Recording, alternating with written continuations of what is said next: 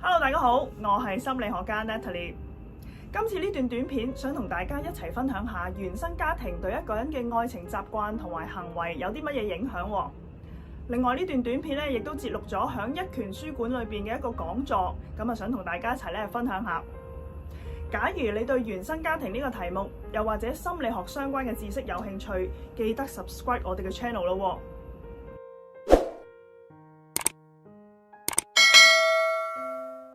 以下落嚟咧，我會透過好多唔同嘅例子咧，想同大家一齊分享下原生家庭到底咧會點樣透過潛移默化嘅方式，影響一個人嘅愛情觀同埋佢咧喺愛情裏邊嘅行為習慣。我哋一齊去睇下咯。原來咧，原生家庭對一個人嘅影響咧，就同潛意識係有關係嘅。我哋每一個人嘅諗法啦，我哋嘅行為啦，同埋我哋嘅情緒啦，10成係受意識影響，9成係受潛意識影響。咁到底咩叫意識？咩叫潛意識？又關我哋原生家庭咩事咧？咁嗱，問下在座咁多位識唔識踩單車先？識嘅，好啦。可能有啲唔識啦。嗱，諗下一樣嘢，由你唔識學到識咯喎。嗱，識踩單車嘅朋友咧，喺你最初學踩單車嘅時候咧，係咪都要諗下點樣平衡？學平衡啊嘛，嗬。咁而家咧，你識踩之後啦，仲使唔使一上單車仲使咩諗點踩喐佢㗎？唔使，嗬。一樣嘢由唔識學到識，識到諗都唔使諗就出現嘅嗰啲嘢咧，就叫做潛意識啦，得唔得？嗱，我哋原生家庭嘅成長其實會用好多言語同埋非言語嘅方法咧，植根咗好多潛意識喺我哋身上嘅喎。而呢啲嘢咧係默默咁樣日復一日影響緊我哋，而我哋唔知道嘅。翻去愛情咯噃，今日好 specific 講呢個 topic 就係愛情啦。到底咧，我哋嘅原生家庭其實點樣影響我哋每一個人對於愛情嘅態度，或者係我哋裏邊嘅好多慣性或者係行為咧？咁講個例子俾大家聽下。嗱，頭先咧我哋咪話原生家庭其實日復一日，由我哋由細到大都會用好多言語同埋非言語嘅方式去影響我哋噶嘛，係咪？咁呢個例子咧就係阿 Mandy 啦。Mandy 咧有個咩嘅原生家庭咧 ？Mandy 嘅原生家庭咧就係重男輕女。由細到大咧 ，Mandy 個媽咪咧會用言語話俾佢聽咧，女人係賠錢貨，仲會係日日話俾佢聽咁滯喎。就算唔係用言語都好啦，阿媽嘅非言語會做啲乜嘢咧？有雞髀就梗係夾俾邊個啊？個仔食嘅係啦，梗係夾俾個仔啦，夾俾細佬啦。於是乎，日復一日。潛移默化 ，Mandy 咧心裏面有個價值觀啊，就係做女人係唔值錢嘅。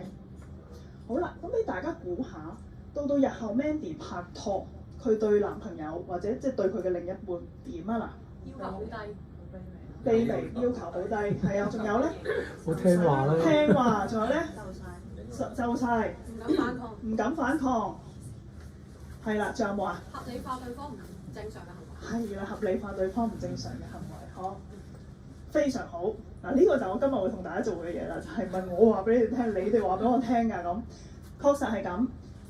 其實正係因為佢有個咁嘅價值觀，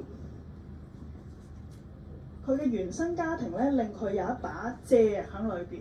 呢把遮咧就有一個好大嘅題目，叫做女人唔值錢。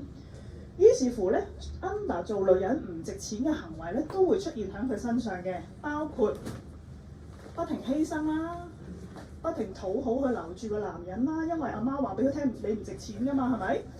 所以男人先值錢，女人唔值錢，佢就不停透過討好啦、犧牲啦、唔識 say no 啦，同埋好怕俾男人拋棄呢個態度去拍拖。嗱，阿 Jane 嘅成長咧。就係佢嘅父母咧，都係雙職家長。咩叫雙職家長咧？即係又要返工又要湊小朋友，就叫雙職家長啦。咁所以阿 Jane 咧係由婆婆照顧大嘅咁。去到目前為止咧，阿 Jane 都係單身嘅，不過佢有個細佬就3歲咁。細個咧，阿 Jane 最深刻嘅印象咧就係佢阿爸阿媽咧大部分時間咧都唔喺屋企，但係一返屋企嘅時候咧都淨係會關心佢嘅課業成績嘅啫。咁咧，因為唔得閒陪，咁所以爹哋媽咪咧好多時候就會用物質去補償嘅，即係話買嘢俾佢啦，去關心佢啦咁。好啦，咁咧通常阿 Jane 幾時會叫做得到父母多啲嘅 attention 咧？就係當佢成績好嘅時候啦，例如考到100分嘅時候。咁咧好多時候父母咧就會攞佢同細佬比較。好啦，基於咁嘅原生家庭，俾大家少少時間諗下，或者你中意同你隔離位嗰個傾下冇所謂嘅。你估個咁樣嘅成長環境會造就一個人有啲乜嘢嘅愛，對於愛啊，或者對於感情嘅價值觀啊？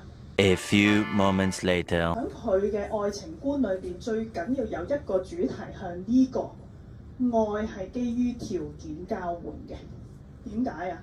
頭先佢成長，我話過咩話？點先有愛啊？佢100分先有100分咯，即係話有條件啦。其實唔單止純粹係叻㗎，係因為父母咁樣嘅成長背景，其實係會令到 Jane 覺得愛係有條件，所以咧任何同條件相關嘅嘢，佢都會點啊？爭咯，爭取咯。記住喎，呢啲條件其實係邊個嘅條件？人哋接受得到自己嘅條件咯。係啦，以前就係阿爸阿媽嘅條件，而家咧就係、總之就係 significant others 或者係 close others 嘅條件。咁即係話有機會呢啲條件永遠唔係佢自己嘅條件，佢係不停咁樣透過改變自己去符合人哋嘅條件而得到愛嘅。因為你不停追緊嘅係人哋嘅條件喎。咁所以第一樣嘢咧就係、嗰個大主題係愛咧係基於條件交換嘅。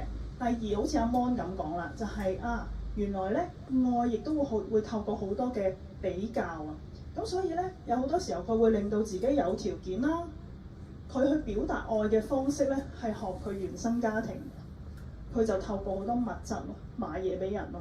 咁好多時候會同人比較啦，而比較最得意嘅地方咧就係、既然叫得比較咧，或者阿爸阿媽攞得你去同人比較，通常都唔係將你比上去㗎啦，尤其是亞洲係點㗎？比下去咯。即係啲人咧話：哎呀，你個女好叻啊咁啊！哎呀，乞衣女嚟啫咁，永遠都係衰嘅，唔知點解。所以咧比較永遠會將自己比下去嘅。最後咧就係、其實阿 Jane 成日都會覺得自己唔夠好啊，咁所以佢會成日懷疑自己咯，因為永遠都係只有100分，可能先會有 attention，咁佢咪會有好多懷疑，就話似乎有時可能另一半純粹係攰啊，唔得閒理佢，佢都會諗：咦，佢呢輪唔理我喎，係咪我有啲咩唔夠好咧？剛才睇到好多唔同嘅例子，唔知你有啲咩感覺？係咪覺得你有啲到喉唔到肺啊？假如係咁嘅話咧，記住 follow 我哋嘅 channel 咯喎。心理學好有趣，因為有人就有心理學。下次再見，拜拜。